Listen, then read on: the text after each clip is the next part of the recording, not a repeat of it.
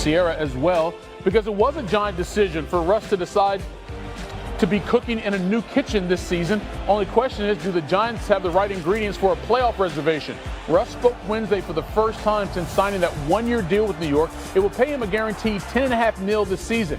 And after playing the first 10 years of his career in Seattle, the Giants will be Russ's fourth team in the last 5 years. Obviously, being in New York, it's an exciting place to play. It's a place that wants to win. It's a place that knows how to win and has won before. And so for me, it's bringing everything I know, all the experiences, all the touchdowns, all the wins, but also all the love and passion for the game to this locker room. And that's what I'm really excited for. I obviously love playing in MetLife Stadium. A lot of good memories here. It was definitely when I pulled up to the stadium and pulled to the facility today, and when I pulled up last week, it makes you feel some type of way. It makes you get excited about the possibilities of what this team can do. Maybe all the jumping around as of late, you kind of forgot the things that Russ has done in his career. Let's go back. Super Bowl 48 at MetLife Stadium. Seahawks taking on the Broncos. His second NFL season. Threw for 206 yards, 2 touchdowns, and Seattle wins the Super Bowl 43-8. By the way, he's 4-0 in his career at MetLife, his new home stadium with the Giants. How about last season with Pittsburgh? November 10th, playing the Commanders. With a deep ball to Mike Williams in the fourth quarter. The Steelers trailed by 10 in that game. He went 14 for 28, threw for 3 scores, and they get the 1-point win, 28-27, over the Commanders. And then December 1st in Cincinnati, maybe his best game as a Steeler.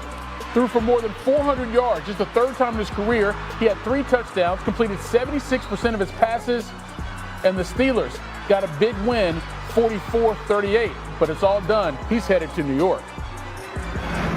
So, with Russ finding that new home with the Giants, the Steelers still seem to be waiting for Aaron Rodgers to respond to their texts and DMs. It's been more than 2 weeks since Pittsburgh first shared interest in the 4-time MVP, but as usual, Rodgers seems to be in no rush to make a decision on his future with any team. So instead, everyone else gets asked about him, including Cam Hayward, who had to clarify some early remarks he made about Rodgers potentially coming to Pittsburgh. I was asked the question of, would you go to the lengths of going to a darkness retreat to recruit Aaron Rodgers? I said, I'm not doing that. The pitch is, if you want to be a Steeler, be a Steeler. When I look at our team right now, it would be really cool to have a guy like Aaron Rodgers. But, I can't be the guy who gets it over the finish line. I think he's got to make those decisions for himself. But, excited to see what happens. Let's turn our attention to the NFL and talk about J.J. McCarthy. This is where we stood last week with our insider Jonathan Jones talking about the Vikings rejecting trade offers, telling teams they move forward with team as their quarterback. But there's a guy named Aaron Rodgers, 4-time MVP, that's kind of hanging out there. We all know J.J. McCarthy actually broke his silence with Kay Adams talking about his role in the team. Second-year quarterback says Minnesota hasn't assured him of the starting gig this season, and he actually was okay with it, says that he needs to earn it. I'm paraphrasing here. But maybe it is not the job because Aaron Rodgers is indeed floating around. Vikings GM Kwesi Adolfo-Mensah asked about the former Jets quarterback today. It's our job as a personnel group to make sure we're aware of every potential option. And again, we're trying to make sure we solve for scenarios that we don't know could possibly happen. We want to make sure that there's competition in the room to make sure that, if you remember last offseason when JJ and Sam were really competing, that brought the best out of both of them. And so you want an environment that's like that, a supportive environment to also just challenge each other but grow and learn and all those different things. And so we're trying to solve for a lot of different things at once. And, from all those conversations comes a list of names and maybe an order and an intentional plan on how to best solve for those things. So, a player like him, he's always going to be in those conversations. But, from our delineations at that time, we're happy with where we are going forward. But, obviously the caliber of player and just, all our situations, we had to make our considerations. It's a good thing we have a GM with us on our roster sitting on our set. Rand Carthon joining us, Mike Renner as well. So, Rand, I need you to kind of translate that for me because obviously Kwesi was kind of talking about due diligence. What did you make of his comments? And is this kind of what the teams do when they have situations like this? Yeah, well, I'll just say you didn't take J.J. McCarthy at 10 overall to just have him sit for multiple years. Obviously, last year was different. The injury came into play, but now he's healthy. what we believe, because only Minnesota knows where his true health is. But he's ready to go, and I think they will commit to him to be their starter. Don't necessarily need Aaron Rodgers right now to be the backup, and you got guys like Carson Wentz, who has history in that Rams offense, which is what Kevin O'Connell runs. But you have Carson Wentz, you have Drew Lock, you have Joe Flacco, names like that can come into a quarterback room with a young guy and help bring him along. Mike?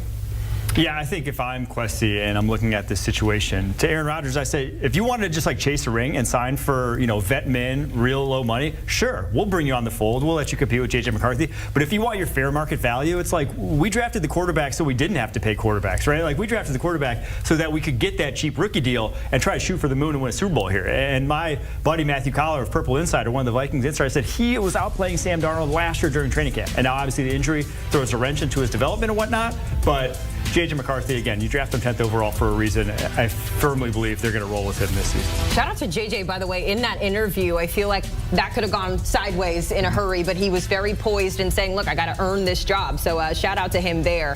I do, Rand, want to continue the conversation when it comes to Aaron Rodgers, because we now, we know that he's also been linked to a potential move to the Steelers. They have the 21st pick this year. They've got Mason Rudolph and Skylar Thompson, a guy we know very well down here in South Florida. When it comes to Aaron Rodgers from the front office perspective, what's the hesitation? Because you know what you get with him on the field. You know for the most part what you get with him off the field there. Why has this become such a stretched out talking point this offseason? Well, I think you have to know what you're getting. And if you haven't been in a building with Aaron, you don't know what you're getting from him. You can go with the speculation and what you've heard, and what you've seen on the documentaries and things like that. But you have to understand and know the person, especially at that position, because that is one of the most key positions in the league. And again, we're talking a 40-plus-year-old quarterback, which you can't commit to long term. So at some point, you're going to have to address that position. And then a guy like Aaron Rodgers, who's been a starter, who's been the face of the franchise everywhere he's gone, is he willing to sit behind a young guy? And then you also have to think ahead. What does that do to the young guy, knowing if I don't play well, the fan base and everyone behind me is aiming for the next guy to come up? Yeah, I think just because it's a necessity, just because it's kind of like last man standing, doesn't mean that's where you have to go if you're the Pittsburgh Steelers, right? You don't just have to sign the vet just because you have that opening. There are a bunch of quarterbacks in this draft. We really only talk about the top two, but it's a loaded day two in terms of quarterbacks. So if you're the Pittsburgh Steelers, you could do a one-year rental with Aaron Rodgers, or you could just say we're really looking forward to the future and turn your attention to the draft. And they are my dark horse to trade up for one of these quarterbacks. Ooh, okay. Picking at 21, we've got him maybe trading up. That's what pays off to have a GM on your side. Well, I was going to say, because some draft prognosticators had maybe Jackson Dart there coming into the late first round with that pick, but that could be a move that we see there. Speaking of moves, Shedeur Sanders has been interesting because early in the draft process, Mike, he was linked to Vegas at 6 and then make the Geno Smith move, and all of a sudden he's slotted to 3.